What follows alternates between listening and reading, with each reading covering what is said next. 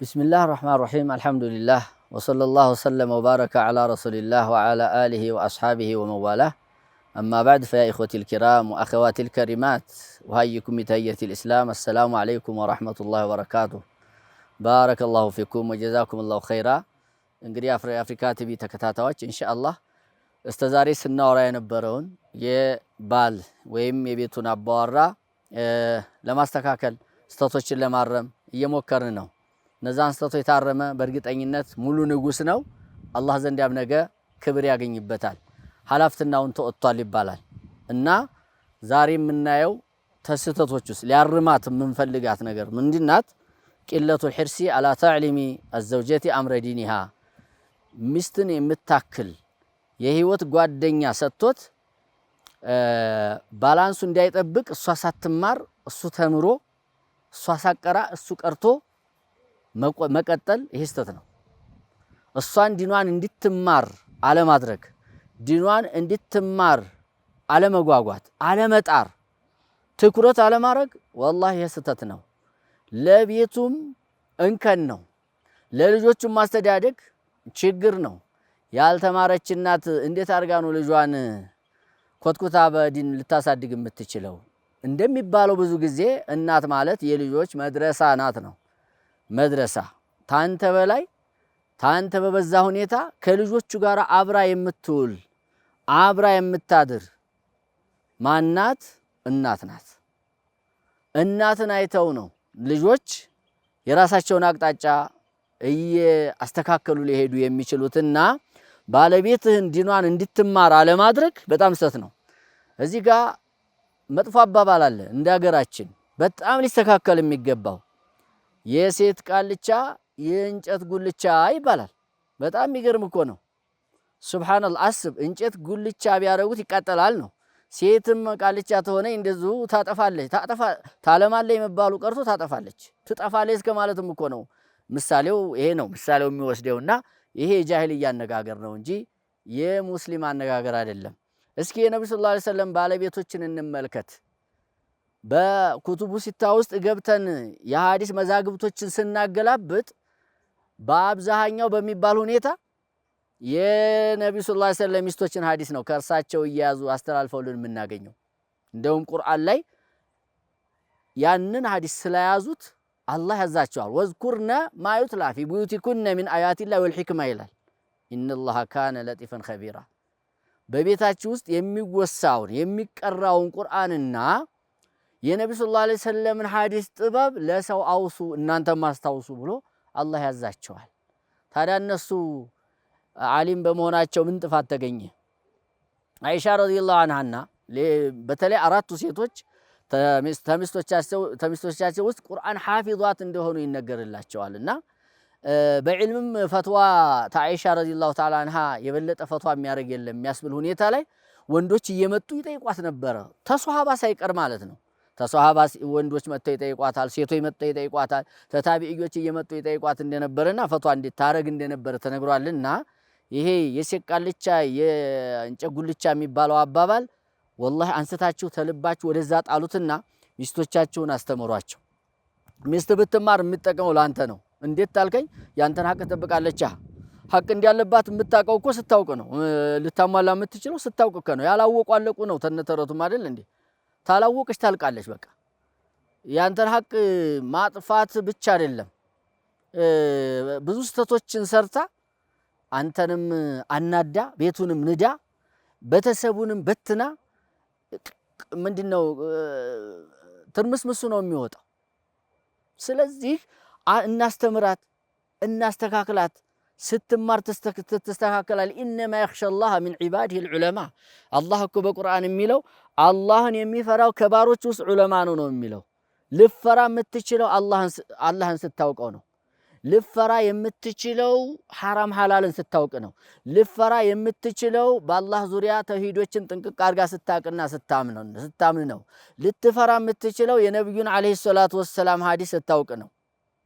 ለባል የተሰጠውን ክብር ማክበር እንዲያለባት በቁርአን በሐዲስ የተነገረውን ነገር ጥንቅቅ አድርጋ ስታውቅ ነውና እንዴት አድርጎ ነው ሳታውቅ ያንተን ክብር የምትጠብቀው? ዝም ብለህ ለምን አላከበርሽኝም ብትል ሊሆን አይችልም። እንደውም ይላሉ እንደውም እንኳን አይደለም ቤት ቀርቶ ሀገር ሊያድግ አይችልም ሴቶች ታልተማሩ ሴቶች ታላወቁ። ምክንያቱም ተግማሽ በላይ የሆነ ህዝብ ሳይማር ቀረ ማለት እኮ ነው። ሴቶች ታልተማሩ ሴቶች ታላወቁ እንደ እስልምና እናውራና ሴቶች ዲናቸውን ታላወቁ ከግማሽ በላይ የሙስሊም ማህበረሰብ ሳይማር የቀረ መሀይም ህዝብ አለ ማለት ነው። በስራቸው የሚፈጠሩ ልጆች ደግሞ አብረው መሀይም ሊሆኑ ነው እኮ ማለት ነው።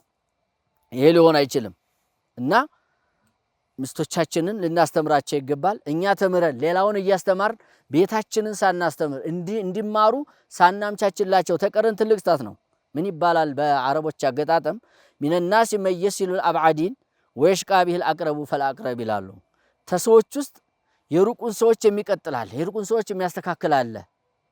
ላኪን የሱ በጣም ቅርብ እየሆኑ በሄዱ ቁጥር በሱ የሚቸገሩ ስንት አሉ። በሌላ አባባል ምን ይባላል?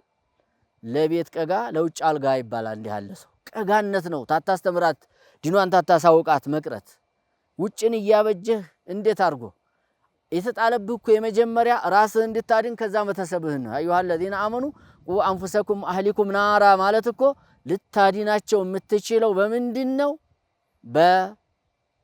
በማስተማር አላህ በቁርአን ሚስትህን አይደለም ባንተ ስር ያሉትን ሁሉ ወእሙር አህለከ ቢሰላት ወስጠብር عليها لا نسألك رزقا نحن نرزقك والعاقبة للتقوى ይላል ሱረቱ ጧሃ ላይ። በተሰብን እዘዝ ነው ያለ። መጀመሪያ ቤተሰብህ መነሻህ ብሎ ሚስት ናት። የጀመርከው ቤተሰብህን ቤቱን ከሚስትህ ነው። ከዛ ነው ተኋላ የመጡት ልጆችህ። ሌሎችም እንደዚሁ ሰራተኛም ሆነ ሌሎችም አካሎች መተው ካንተ ቤተሰብ የሚሆኑት መጀመሪያ በሚስት ጀምረህ ነውና ሚስትህን ከዛም ሌሎችንም እዘዝ በሶላት አንተም ታገስ ሲባል ሁለት ነገር ይይዛል። አንደኛ በሶላቱ መስገድ ላይ ታገስ ነው። አንተ እየተውከው አንተ ሱብሂን ሳሰግ እሷ አንተ ነህ ስገድ ብትል አይሆንም፣ አትሰማም፣ ማዕቁልም አይደለም። አንተ ጀማዓ ሶላት ሳትሄድ እዚሁ ቤት እየሰገርክ ከዛሊከ እሷን ጠንክሪ ሶላት ላይ ብትል አይሆንም፣ ያንተም ግዴታ አልተወጣህማ። ወስጦቢር አለያ በማዘዝም ላይ ታገሱ ማለት ነው ይላል። ማዘዝ ላይ አንድ ቀን ሁለት ቀን ስገጂ ብለህ መተው አይደለም፣ ሁል ጊዜ ስገጂ። ምክንያቱም አንድ ቀን ወደ እስር ቤት የሚወስድን ነገር ተይ ብለህ ነገ አትተዋትም። ምሳሌ የዱንያ ስርን ብናይ ማለት ነው የነገ የእሳትንም ስራ እሳት የሚያስገባን ነገር ሁል ጊዜ ነው ታይ መባል ያለበትና ስለዚህ ሚስቶቻችንን እናስተምራቸው። ሚስቶቻችን ሲማሩ አላህን ይወዳሉ፣ ረሱሉን ይወዳሉ፣ አላህን ይፈራሉ፣ አላህ ይጠባበቀናል ይላሉ። ኢነ ረበከ ለቢልሙርሳዲን ያውቃሉ። አላህ ጌታህ በመጠባበቅ ላይ ነው የሚለውን ያውቃሉ። እምሰራት ሁሉ ይጠባበቀኛል፣ ባጠፋ ነገ ይጠይቀኛል ብላ ልታውቅ የምትችለው ልትፈራ የምትችለው ማለት ነው ከእውቀት ጋር በተያያዘ ስለሆነ እናስተምራት። ስናስተምራት በጣም ቅርብ ግዴታ የሆኑ እውቀቶች አሉ። ጠለቡል ዒልሚ ፈሪዶቱን ዐላ ኩሊ ሙስሊም፣ በሙስሊም ሁሉ ላይ ወንድም ቢሆን ሴት ዒልም መፈለግ ግዴታ ነው አሉ ነብያችን አለይሂ ሰላቱ ወሰላም።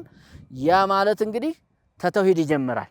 አቂዳዋን አስተምራት፣ ሽርክን አስጠንቅቃት፣ ሱናን አስተምራት፣ ቢድዓን እንድትተው አድርጋት፣ የአላህን ሐቅ እንድትወጣ፣ የባሏን ሐቅ እንድትወጣ፣ የቤተሰብ ሐቅ እንድትወጣ፣ የልጅ አስተዳደግን ሐራምን ሐላልን አስተምራትና ተሽርክ የራቀች በተውሂድ የታነጸች የነብዩ ሱና የወደደች ተቢድዓ የራቀች ሐራምን የጠላችና የራቀች በሐላል ላይ ብቻ የተገደበችና ሐላልን ብቻ የምትጠቀም ባለቤት ትሆንልሃለች። ያንተን ሐቅ የምታሟላ ትሆናለች። ስታስተምራት ዘውጁኪ ጀነቱኪ ወናሩኪን ታውቃለች። ባልሽ ጀነትሽ ነው እሳትሽ ነው ታውቃለች።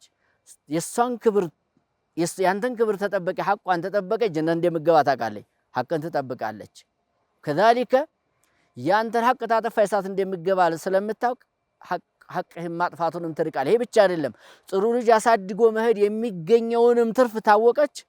ጥሩ ልጆች ነው እንዲያድጉላትና ተሞተይ በኋላ አላህ ይማራት የሚሉ ልጆች ሰደቃ ምጽዋት እንደ ሰዕድ ኢብኑ ዑባዳ ረዲየላሁ ተዓላ አንሁ እናቱ ተሞተይ በኋላ ድንገት ሞተችና ረሱል ዘንድ ሰለላሁ ዐለይሂ ወሰለም መጥቶ ምን አላት? እናቴ ድንገት ሞተች፣ ብትናገር ትናዘዝ ነበር ሰደቃ ይደረግልኝ ብላ፣ እኔ ብሰድቅላት አጅር አገኛለሁ፣ ታገኛለች፣ አንተም ታገኛለህ፣ እሷም ታገኛለች አሉት ነብዩ ዐለይሂ ሰላቱ ወሰላም።